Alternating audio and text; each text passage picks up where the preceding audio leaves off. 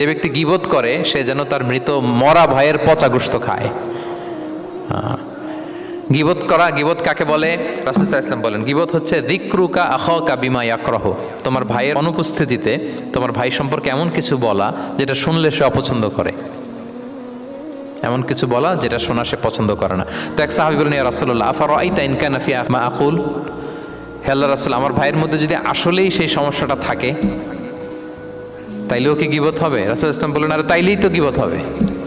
ওই দোষ যদি থাকে, ওটা তার অনুপস্থিতি যদি বলে বেড়াও তাইলেই তো গীবত হবে। আর ওই দোষ যদি না থাকে তাহলে তো অপবাদ হবে, এটা তো আরো বড় গুনাহ, ওটা তো বহতান।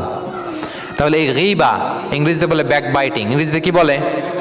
এই ব্যাক বাইটিং, চগলখড়ি বা পরনিন্দা আরবিতে বলে গীবাত। এই গীবত আমরা করব না। কারো কিছু বলা থাকলে আপনি তাকে সরাসরি নাসিহাত করুন। আর দিন ওয়ান নাসিহা, দিন হচ্ছে উপদেশ দেয়া, শুভ কামনা করা, তার প্রতি শুভ কামনা করে আপনি তাকে বুঝান, সে হয়তো বুঝবে। কিন্তু আপনি তার অনুপস্থিতিতে তার নামে বাজে কথা, মন্দ কথা বলতে পারবেন, এটা অনেক বড় পাপ। একজনের ব্যাপারে আরেকজনের কান ভারী করা, ওর কথা ওর কাছে, ওর কথা ওর করে, এরকম করে সমাজের মধ্যে একটা গিরিঙ্গি লাগায়, আছে না নেই?